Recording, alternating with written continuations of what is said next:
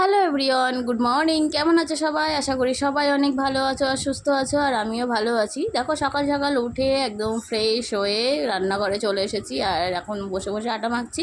এর আগে আমার সোনার সব বাসি কাজ আর কি হয়ে গেছে, সোনার কাঁথা টাথা সব ধোয়া হয়ে গেছে, সব মেলে দিয়ে দেওয়া হয়ে গেছে ছাদের উপরে। এখন বাজে সকাল 8টার মতো, উঠে গেছি ওই 6টার দিকে। অন্যান্য দিন 8টা সাড়ে 8টার দিকে ঘুম ভেঙে যায়, মানে ঘুম ভাঙে আর কি, দেরি হয়ে যায়। কিন্তু আজকে ওই যে শাশুড়ি মা পারবেন না উনি, আর ওনাকে করতেও দেবো না, উনি যা দাঁত তুলেছেন, ওনার একটু রেস্টের দরকার, সেজন্য হচ্ছে আমি করে নিচ্ছি। যখন দেখবে কাজ থাকে তখন ঠিক তাড়াতাড়ি ঘুম ভেঙে যায়, কিন্তু যখন কাজ থাকে না তখন দেরি হয়ে যায় ঘুম ভাঙতে, হচ্ছে হবে এই করে করে দেরি হয়ে যায়। তো আমার সঙ্গে তো এটাই হয়। তো যাই হোক, এই দেখো তরকারি মানে সবজি কেটে নিয়েছি, তরকারি বসিয়ে দিয়েছি। যে পটলগুলো আগে ভেজে নিচ্ছি। আজকে হচ্ছে পটল আলু কুমড়ো দিয়ে একটা মাখা মাখা তরকারি করব আর রুটি করব। আর আম রয়েছে, ডিম সিদ্ধ রয়েছে, এটাই হচ্ছে আজকে সকালের টিফিন। তো আমি টিফিনটা বানিয়ে নেব, নিয়ে দুপুরে রান্নাটাও করতে হবে। আর ওদিকে সোনা ঘুমাচ্ছে, তো ও ঘুম থেকে উঠে গেলে তখন আর কিছু করা যায় না, তখন ওর কাছে যেতে হবে। তো এই কারণে যতক্ষণ ঘুমাচ্ছে তার মধ্যে আমি করে নেওয়ার চেষ্টা করি। তো দেখো তরকারির মধ্যে আমি দিয়ে দিচ্ছি হচ্ছে নুন, আর তারপর দিয়ে দিচ্ছি হলুদ। যাই হোক, চলো তরকারিটা আমি করে নিই, করে নিয়ে তারপর আবার তোমাদের সাথে কথা হবে।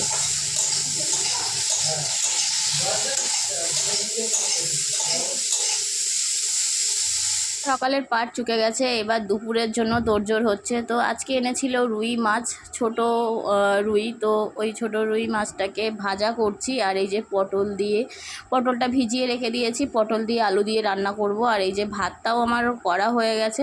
তো যাই হোক, আমার দেখো রান্নাবান্না কমপ্লিট। আজকে বেশি কিছু মেনু হয়নি, কারণ বাচ্চা নিয়ে বেশি কিছু করা যায় না, আমি তো পারি না করতে। তো যাই হোক, যা করেছি সেটাই তোমাদের সাথে শেয়ার করছি। এই যে দেখো কাঁচকলা আলু পটল দিয়ে মাছের ঝোল করেছি পাতলা করে, আর হচ্ছে এদিকে করেছি হচ্ছে ব্রাহ্মণী শাক আর আলু হচ্ছে ভাজা করেছি। তো এই হচ্ছে আমাদের দুপুরের মেনু ছিল। আর আমার ভাত খাওয়ার সময় একটু আমের সিজন বলে কথা, আম তো লাগেই একটু। আম আর দই, টক দই আমার বেশ ভালো লাগে, সেজন্য আম কেটে নিচ্ছি। আর এই আমগুলো সব পড়ে পড়ে কী বলো তো ফেটে গেছে।